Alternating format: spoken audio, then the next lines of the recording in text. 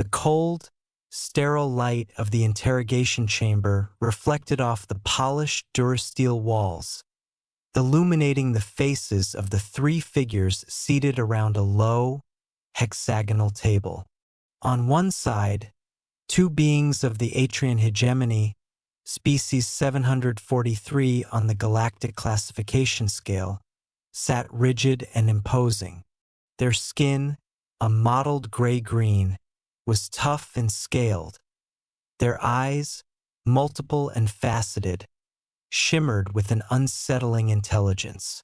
Commander HFY, the senior interrogator, was a towering figure, his mandibles clicking with barely contained impatience. His counterpart, researcher Threll, was smaller, more wiry, his 6 slender fingers dancing over a datapad, eager to record the expected confession. Across from them, seemingly unimpressed by the intimidating presence, sat a human. John, as he had introduced himself, was a deceptively ordinary specimen of species 681. His short, dark hair was slightly disheveled. His blue eyes, startlingly bright in the harsh light, scanned the room with a calm that HFY found utterly baffling. He wore a simple, gray jumpsuit, standard issue for all detention subjects, yet on John, it seemed almost defiant. Subject John, HFY's voice, a guttural rasp translated perfectly by the universal translator embedded in the table, echoed in the small chamber.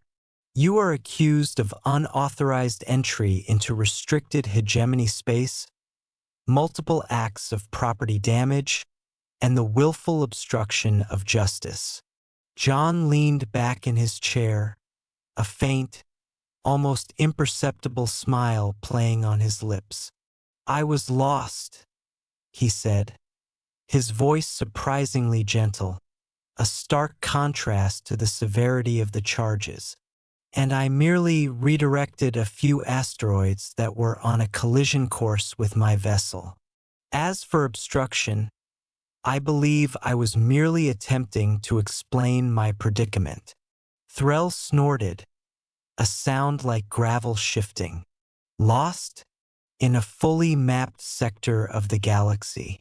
And you redirected hegemony mining facilities? Your explanation is illogical, human. Perhaps, John conceded, his smile widening slightly. But then, humanity has always been a little illogical, wouldn't you agree? HFY slammed a scaled fist on the table. The sound, amplified by the chamber's acoustics, was designed to intimidate. John didn't flinch. Do not mock us, human. The Atrian hegemony has been policing this sector for millennia. We have seen countless species attempt to defy our laws. None have succeeded. I'm not trying to defy anything, Commander, John replied, his gaze unwavering. I'm just trying to understand why you're so angry. This calm, almost infuriatingly reasonable response only served to further irritate HFY. Angry? We are performing our duty. You have trespassed, endangered our assets, and now you equivocate. We will extract the truth, human. One way or another. Threll, ever the scientist, chimed in. Our psychological interrogation techniques are renowned throughout the quadrant. We can break any mind, human, even yours. He held up his datapad, displaying complex neural scans and psychological profiles. We have studied your species, your emotional vulnerabilities, your cognitive biases. We know exactly how to dismantle your resistance. John simply nodded, a contemplative look on his face.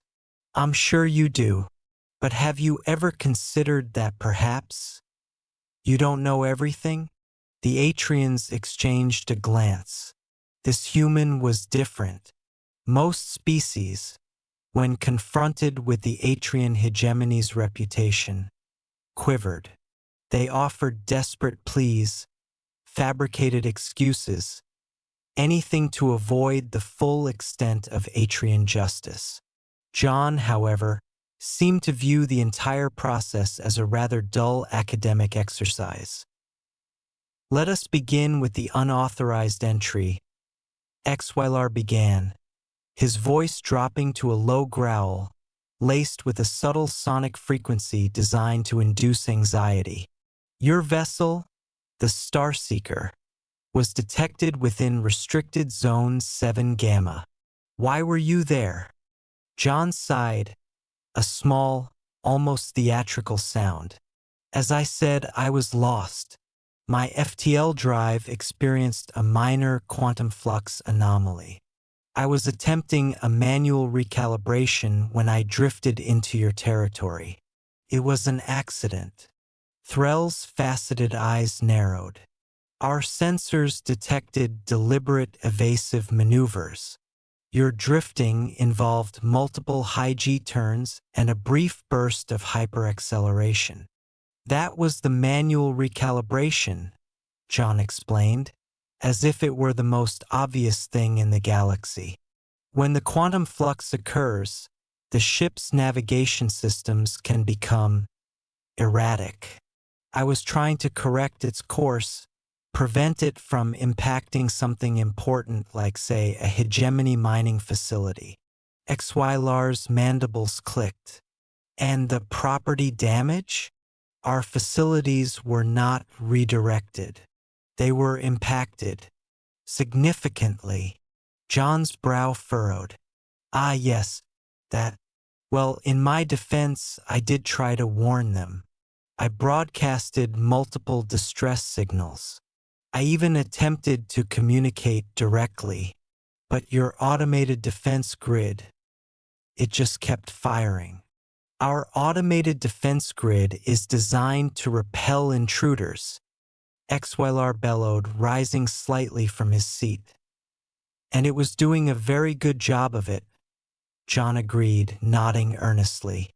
But it was firing at my ship, which was trying to avoid hitting your facilities. It became a bit of a self-fulfilling prophecy, wouldn't you say? If it hadn't kept firing, I might have had more time to maneuver. Threll tapped rapidly on his datapad. This is preposterous. Your story is full of inconsistencies and logical fallacies. To a highly logical species, perhaps, John said, shrugging. But humans, we're not always logical. Sometimes we just react. And sometimes those reactions, while not strictly logical, can be surprisingly effective. Xylar leaned forward, his voice now a low, menacing hiss. We have ways of making you truthful, human.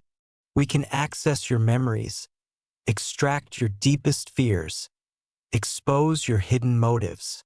John's smile faded, replaced by a look of genuine concern. Is that really necessary, Commander? I'm telling you the truth, from my perspective. Perhaps your perspective is simply different. The Atrians were used to fear. They were accustomed to defiance, to desperation, to cunning attempts to deceive. What they were not accustomed to was this disarming, almost childlike sincerity. It was infuriating. Let us move on to the obstruction of justice, Threll stated, his voice tight with frustration. When our patrol vessels boarded your ship, you resisted. You deployed a smoke bomb, and then proceeded to disable multiple Atrian officers with what you later described as Nerf darts. John winced. Okay, in my defense on that one, I didn't know they were hegemony vessels at first. They just appeared out of nowhere, firing warning shots. I thought I was being raided by pirates, and the smoke bomb was just a recreational fog machine. The Nerf darts, well, I keep those for stress relief and target practice. I didn't want to actually hurt anyone, just slow them down until I could figure out what was going on. Xylar felt a vain throb in his temple. This human was either an unparalleled master of deception or genuinely, profoundly, unbelievably idiotic. He was leaning towards the latter, which was, in some ways, even more unsettling. You disabled 3 of our finest officers with foam projectiles, Xylar thundered. And no permanent injuries, I presume? John asked, his eyes wide with feigned innocence. I aimed for fleshy, non-critical areas. The shoulder, the thigh. I'm actually quite good with them. Threll threw his hands up in exasperation. This is ridiculous. We will not tolerate this charade, human. We will begin the neural interrogation. It will be unpleasant for you, but ultimately enlightening for us. John's expression darkened slightly. Neural interrogation? You mean mind reading? A far more advanced procedure, Threll corrected, a note of pride in his voice. We will access your subconscious, unravel your true intentions, and expose your lies. I see, John said slowly. He paused, his gaze drifting to a faint scratch on the polished wall. You know, humans have a saying, be careful what you wish for. Some things are best left undisturbed. Xylar interpreted this as a pathetic attempt at a threat. Are you implying we will find something unsettling, human? Some dark secret? Some hidden weapon? John looked back at them, a strange, almost pitying expression on his face. Oh, Commander, far worse. You might find yourselves. The Atrians dismissed this as more human nonsense. They activated the neural interrogation device, a complex array of electrodes and energy emitters that extended from the ceiling. A faint hum filled the chamber as the device lowered towards John. Do not resist, human, Threll warned, his fingers hovering over the controls. Resistance will only prolong the process. It will amplify the discomfort. John closed his eyes, took a deep breath, and then, surprisingly, began to laugh. It wasn't a mocking laugh or a desperate one. It was a soft, almost wistful chuckle, as if at some private, amusing memory. I'm not resisting, he said, opening his eyes and meeting Xylar's gaze. I'm just preparing you for the ride. The device made contact, a soft click indicating full neural linkage. Threll initiated the scan. For a few moments, nothing happened. Then Threll gasped a sharp choke sound. His faceted eyes widened, flickering with an intensity that Xylar had never seen. Threll? What is it? Xylar demanded, a flicker of unease finally starting to prickle at him. Threll didn't respond directly. He was staring at the readings on his datapad, his slender fingers trembling as they tried to scroll through the torrent of information. His mouth hung open, his breathing becoming shallow and ragged. Suddenly, a holographic projection materialized in the center of the table, emanating from the neural device. It was a memory, a snippet from John's mind, rendered with astonishing clarity. The Atrians saw a vast, sprawling city, unlike anything they had ever witnessed. Towers of impossible height pierced a sky choked with smog, yet beneath the grime, there was an undeniable beauty in the intricate architecture, the vibrant lights, the sheer audacity of it all. They saw vehicles, millions of them, rushing along multi-layered highways, a chaotic dance of metal and energy. The sound, translated directly from John's memory, was deafening. A symphony of horns, engines, countless human voices.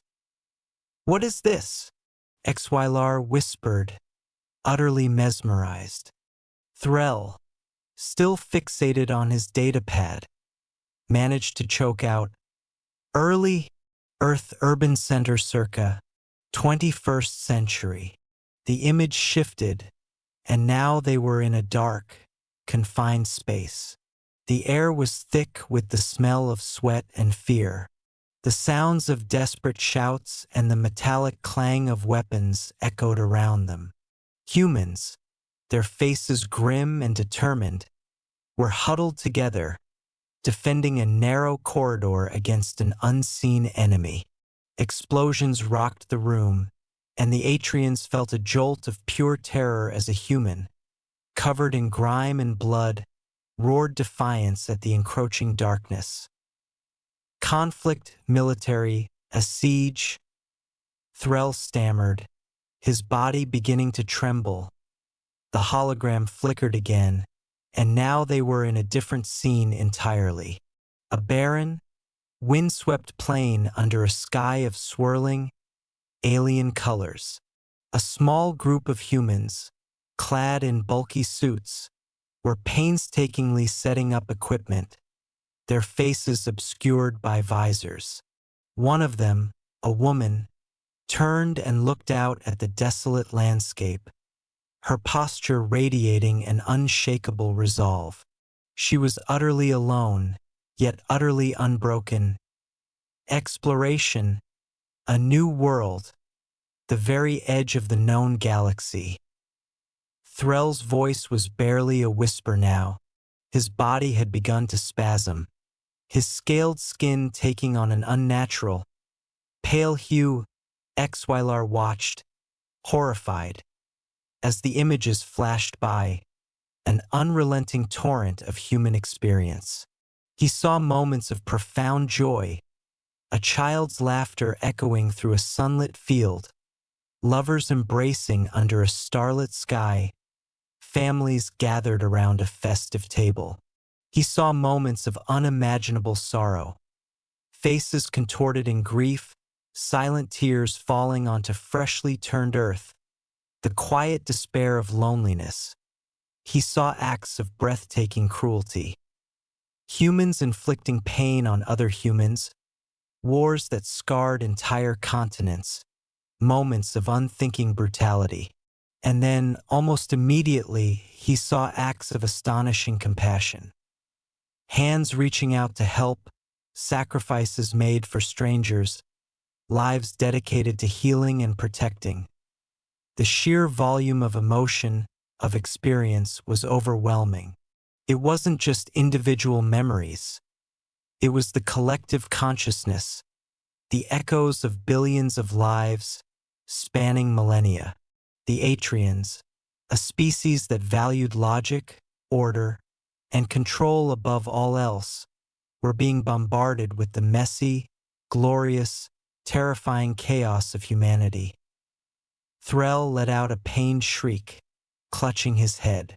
The datapad clattered to the floor, its screen displaying a chaotic swirl of neural patterns, impossible to decipher. The holographic projection flickered wildly, the images accelerating, overlapping, becoming a dizzying kaleidoscope of human existence. Xylar watched as Threll's eyes rolled back in his head, a thin stream of greenish fluid beginning to trickle from his mandibles. The researcher was experiencing a complete system overload, his mind unable to process the sheer, unbridled intensity of human reality. "Shut it down!" Xylar roared, scrambling towards the controls. But his scaled hands fumbled, his own mind reeling from the residual psychic echoes emanating from the device.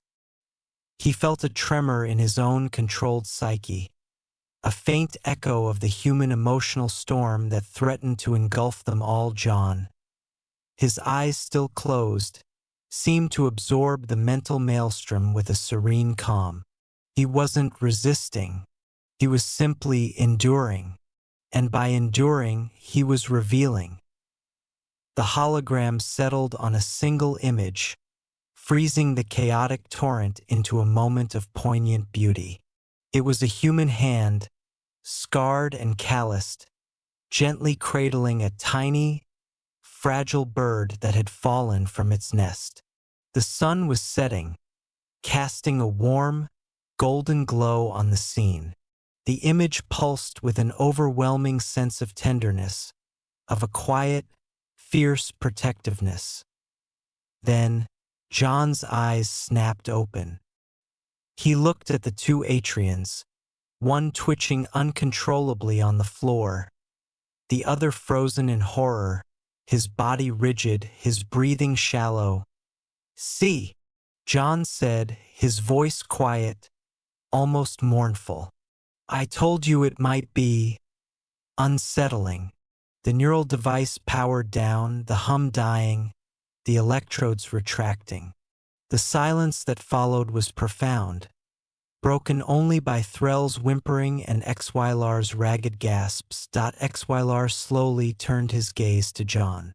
The human sat there, perfectly still, his blue eyes holding a depth that Xylar suddenly realized he had utterly failed to perceive. He had seen John as a simple subject, a species to be categorized and controlled. Now, he saw a living, breathing paradox. What was that?" Xylar finally managed to whisper, his voice rough with shock. John sighed. "That was just a small taste, Commander. A little glimpse into what it means to be human. The good, the bad, the ugly, the utterly inexplicable. We love, we hate, we build, we destroy, we create beauty from chaos, and chaos from order. We laugh at our own folly and weep for our own mistakes. We reach for the stars even as we cling to the dirt beneath our feet." He paused, a faint, melancholic smile returning to his lips. "And sometimes we get lost. And when we get lost, we try to fix things.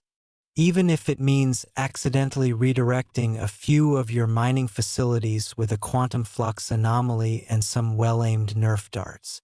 Xylar looked at Threll, who was now curled into a fetal position, muttering incoherently about infinite variables and unpredictable emotional vectors.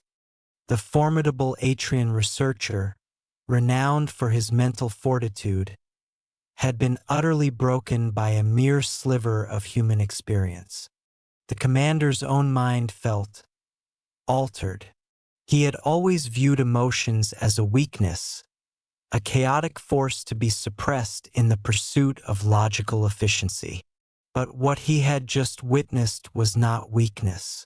It was a raw, undeniable power, a force of nature, untamed and unconquerable. He saw the wars, the suffering, the cruelty, and he felt a brief, instinctive revulsion.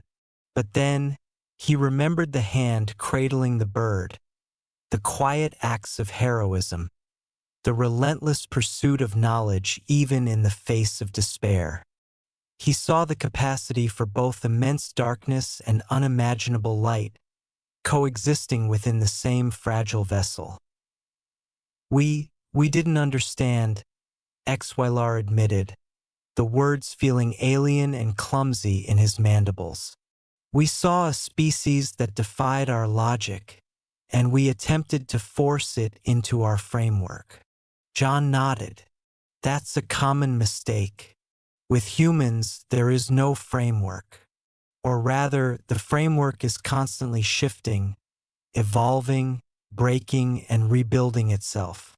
We are a species of contradictions, Commander, a species that will risk everything for a cause and then squabble over the smallest triviality. Xylar felt a profound sense of humility, something he hadn't experienced in centuries. He, the hardened interrogator of the Atrian hegemony, had been utterly unprepared for the sheer, unadulterated humanity of his subject. He had expected secrets, conspiracies, hidden agendas. He had found something far more complex, far more challenging. "So, you truly were just lost?"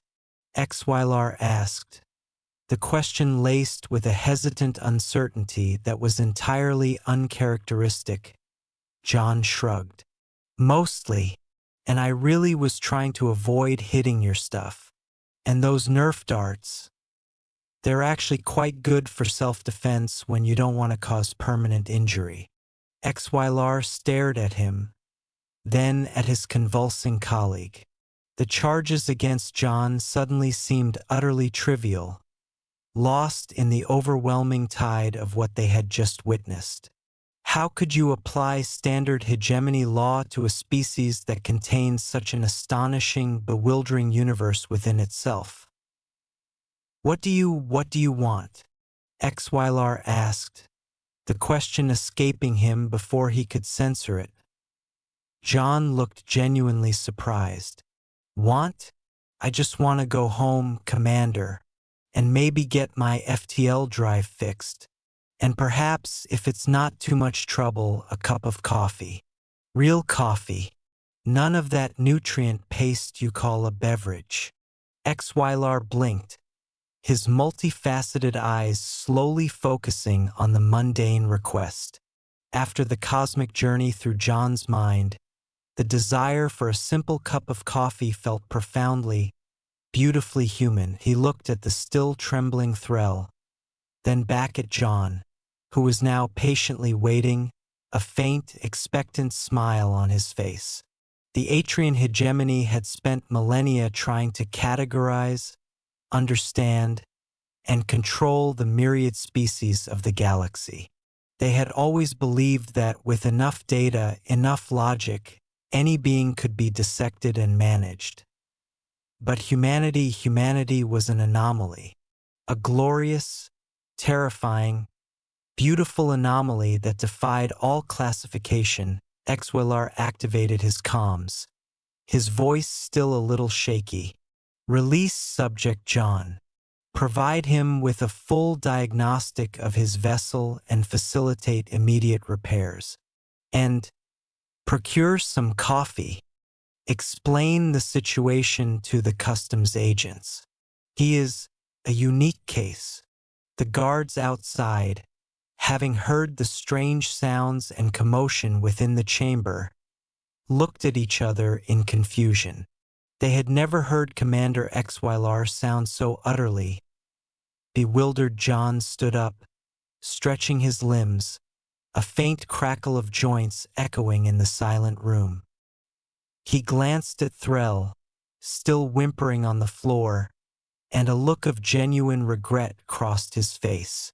"I am truly sorry about your colleague, Commander," he said, his voice soft.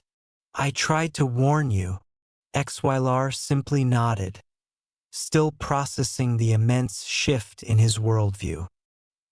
He watched as John walked towards the door, his seemingly ordinary human gait now imbued with an almost mythic significance. As John reached the exit, he paused, turning back to face Xylar. "You know," he said, a mischievous glint in his blue eyes, "I actually did have a backup plan for getting out of here. Involved a lot of glitter and a particularly loud kazoo." Xylar stared, speechless. The audacity, the sheer, unadulterated humanity of it all. And for the first time, the galaxy understood what it truly meant to be human. If the story moved you, subscribe for more human stories from the stars.